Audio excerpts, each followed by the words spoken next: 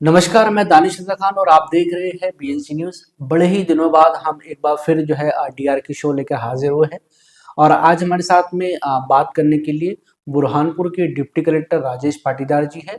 और आपको जैसे कि मालूम होगा कि निर्वाचन आयोग ने स्पेशल इंटेंसिव रिवीजन एसआईआर को लागू कर दिया है, जिसका जो ज़िले का मुख्य अधिकारी प्रभारी जो बनाया गया है वो राजेश पाटीदार जी को बनाया गया है। राजेश पाटीदार जी से हम एसआईआर को लेके जो जनता के मन में तमाम मुद्दे और आपको बताते तमाम सवाल उठ रहे हैं और आज सारी तमाम को हम एक ऑफिशियल रूप से, एक प्रशासनिक रूप से कितनी सत्यता है ये समझेंगे। पहला सवाल राजेश पाटीदार जी से करेंगे। पहले बहुत बहुत स्वागत है सर आपका। आपका भी बहुत स्वागत है, धन्यवाद। सर, पहला सवाल मेरा आपसे ये है राजेश जी कि एसआईआर है क्या और इसको लागू करने के पीछे क्या उद्देश्य है? एसआईआर का फुल फॉर्म है विशेष गहन पुनरीक्षण। भारत निर्वाचन आयोग के द्वारा समय समय पर मतदाता सूचियों के विशेष गहन पुनरीक्षण की कार्रवाई की जाती रही है और हर वर्ष मतदाता सूची का विशेष संक्षिप्त पुनरीक्षण होता है। लंबे समय के बाद में विशेष गहन पुनरीक्षण होता है और उसका उद्देश्य यही है कि जो मतदाता सूची वर्तमान में जो प्रचलित है उसमें समय के साथ में कई सारी अशुद्धियां जो है वो रह जाती हैं। जैसे कि बहुत सारे मृतकों के नाम मतदाता सूचियों में बने रहते हैं। कई लोग जो शिफ्ट हो गए हैं, माइग्रेट हो गए हैं, संबंधित मतदान केंद्र पर निवास नहीं कर रहे हैं लंबे समय से, उनके भी नाम मतदाता सूचियों में बने रहते हैं। और इस तरह से अन्य कई तरह की जो त्रुटियां मतदाता सूचियों में समय के साथ होती जाती है, बढ़ती जाती हैं, उन्हीं को दुरुस्त करने के लिए विशेष गहन पुनरीक्षण मतदाता सूची का जो है कराया जा रहा है, ताकि सभी मतदान केंद्रों की मतदाता सूचियां परिशुद्ध हो सके। सर, बुरहानपुर की अगर बात करें तो क्योंकि मतदाताओं के घर घर जाके वेरिफिकेशन चल रहा है, बीएलओ की क्या भूमिका है इसमें? एसआईआर की प्रक्रिया में बीएलओ सबसे महत्वपूर्ण कड़ी है। बीएलओ को विभिन्न जो मतदान केंद्र, हर बीएलओ को पृथक पृथक मतदान केंद्र आवंटित है हर विधानसभा क्षेत्र में। प्रत्येक मतदाता तक एन्यूमरेशन फॉर्म जो गणना पत्रक है भारत निर्वाचन आयोग के द्वारा जो ड्राफ्ट किया गया है, उसकी प्रतियां जो है 2 प्रति हर मतदाता को उपलब्ध कराना है और उसके पश्चात उसकी पूर्णता करवाने के बाद में जितने भी फार्म उसे प्राप्त होते जा रहे हैं उसका डिजिटाइजेशन कराना है।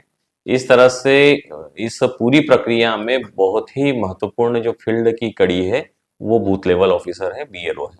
2003 की सूची का इसमें इस एसआईआर में क्या महत्व है?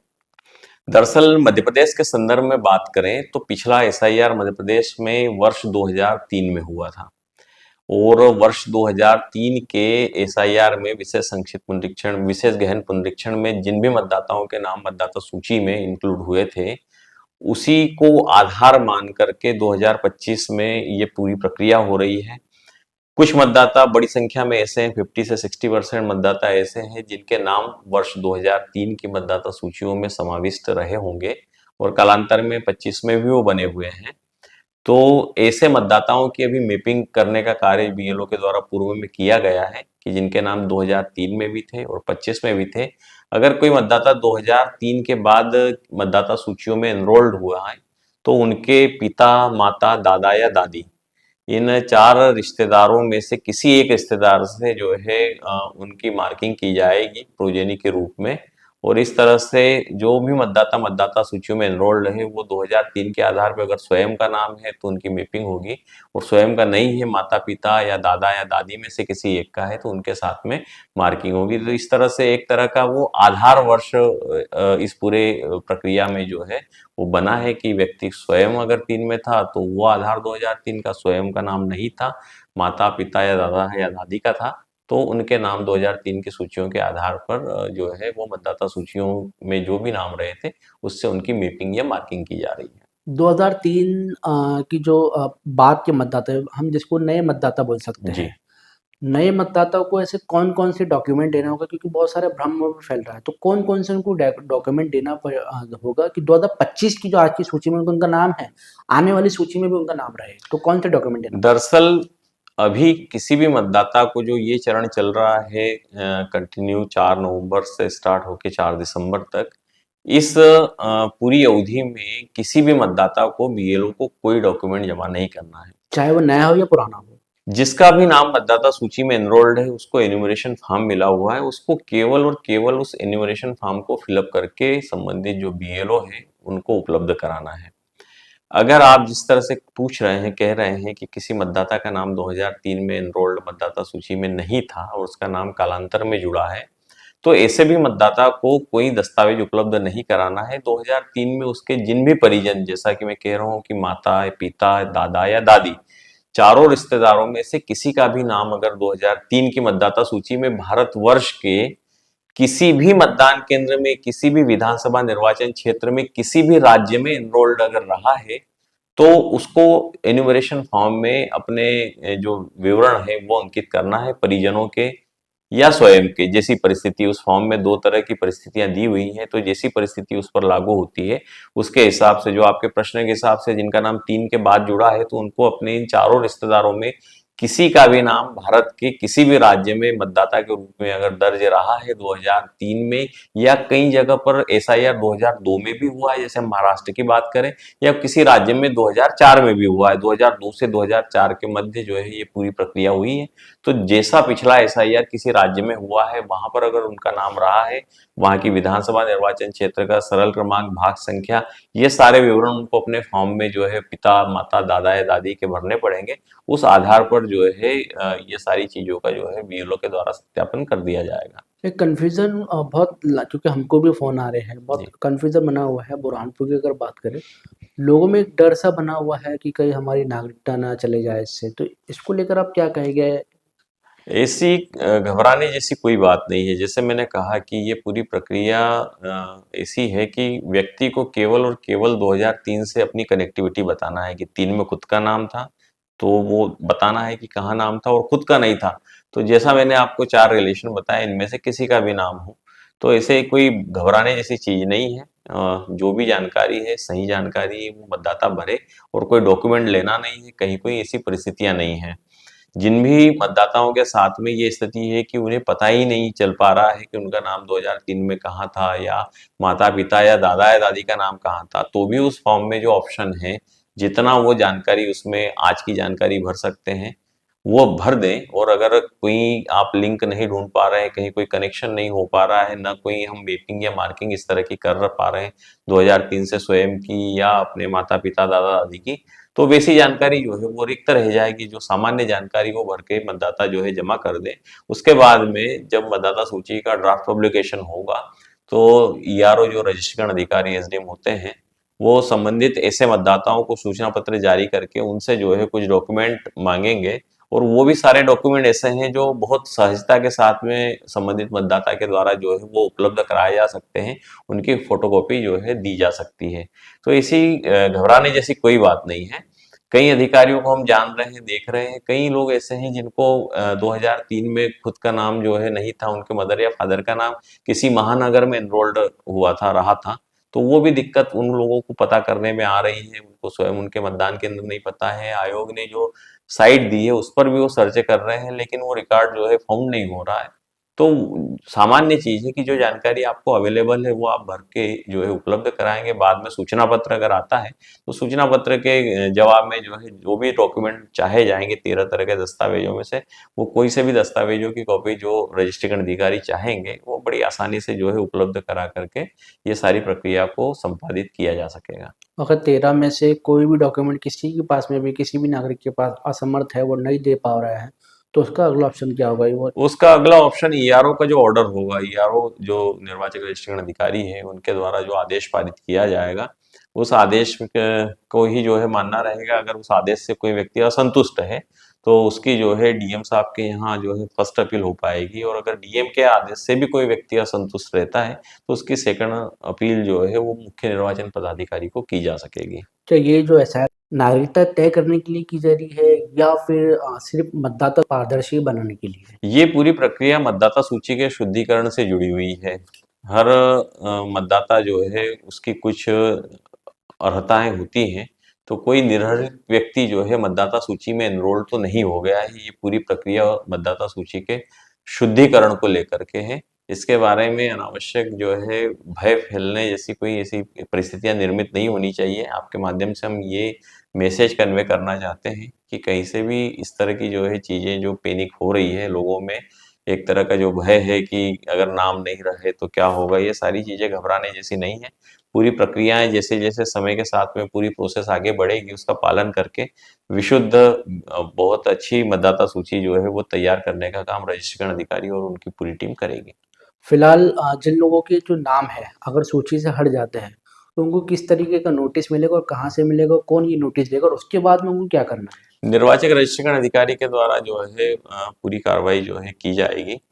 संबंधित मतदाताओं को उनके द्वारा जो है सूचना पत्र जारी किए जाकर पर्याप्त सुनवाई का अवसर प्रदान करने के बाद में जैसा भी निर्णय उनको लगेगा, जो नियमों के अनुकूल होगा, वैसा आदेश जो है रजिस्ट्रेशन अधिकारी के द्वारा पारित किया जाएगा। और जैसे मैंने आपको बताया कि आगे की प्रक्रिया में अपील का भी प्रावधान है, तो ऐसी कहीं कोई परिस्थितियां जो है वो निर्मित नहीं होगी जिससे कोई बहुत ज्यादा लोगों को परेशान होने की नौबत आए। बुरहानपुर ज़िले की अगर बात करें तो प्रशासन की अगर हम बात करें तो कितने जो है बीएलओस कितने कर्मचारी एसआर की प्रक्रिया में लगे हुए हैं? बुरहानपुर में हमारे 6,12,704 मतदाता हैं, 654 मतदान केंद्र हैं, जिसपे 654 हमारे बीएलओ लगे हुए हैं। उन बीएलओ के ऊपर सुपरवाइजर्स की भी एक बड़ी टीम है, एईआरओ, ईआरओ, इस तरह से बीएलओ को भी हम सहायक के तौर पर कुछ एम्प्लॉय उपलब्ध कराए हैं। तो लगभग मोटा-मोटा अनुमान है कि इस पूरी प्रक्रिया में लगभग 2,25,000 से 2,500 एम्प्लॉय जो है कंटिन्यू इस पूरी प्रक्रिया में सतत रूप से काम कर रहे हैं। अभी जो चरण चल रहा है एसआईआर का, वो 4 नवंबर से 4 दिसंबर तक एन्यूमरेशन फॉर्म, गणना पत्रक का वितरण, उनको कंप्लीट भरवा करके जमा करना और उसका डिजिटाइजेशन, ये पूरी प्रक्रिया चल रही है। उसके बाद में 9 दिसंबर को मतदाता सूची का ड्राफ्ट पब्लिकेशन होगा। आपने देखा होगा कुछ दिनों पहले बहुत सारी राजनीतिक दलों ने आरोप भी लगाए थे कि मतदाता सूची के अंदर एक ही वोटर, डुप्लीकेट वोटर, फर्जी वोटर बहुत सारे थे। तो एसआईआर का मायना में ऐसा समझ सकते हैं कि डुप्लीकेट वोटर है, फर्जी वोटर है, ये भी शुद्ध हो जाएगी पूरी सूची? हाँ, बिल्कुल। एसआईआर का जैसे मैंने कहा कि जो सबसे बड़ा उद्देश्य ही यही है कि मतदाता सूची जो है वो बहुत अच्छे से शुद्ध हो, परिशुद्ध हो। इसमें जिन भी लोगों की पूर्व वर्षों में मृत्यु हो चुकी है या जो मतदाता सूची में एक से अधिक बार जिनकी प्रविष्टि है या फिर जो लोग परमानेंट रूप से शिफ्ट हो गए हैं, माइग्रेट हो गए हैं, यहाँ से मतदान केंद्र से चले गए हैं, एब्सेंटी है, इस तरह के सभी मतदाता जो हैं वो मतदाता सूची से विलोपित होंगे। बीएलओ के द्वारा जो एन्यूमरेशन फॉर्म बांटे गए हैं घर-घर जाकर के, उनमें जिन मतदाताओं के फॉर्म उनको रिसीव होंगे, चूँकि स्वाभाविक है कि अगर एक मतदाता का 2 जगह नाम है, तो जिस तरह की जानकारी है उसमें खुद व्यक्ति को ये बताना है कि उसके द्वारा जो है ये सारी चीज़ों को पढ़ने के बाद जानकारी दी गई है, तो कहीं कोई उसने गलत जानकारी नहीं दी है, अन्यथा सज़ा का प्रावधान है।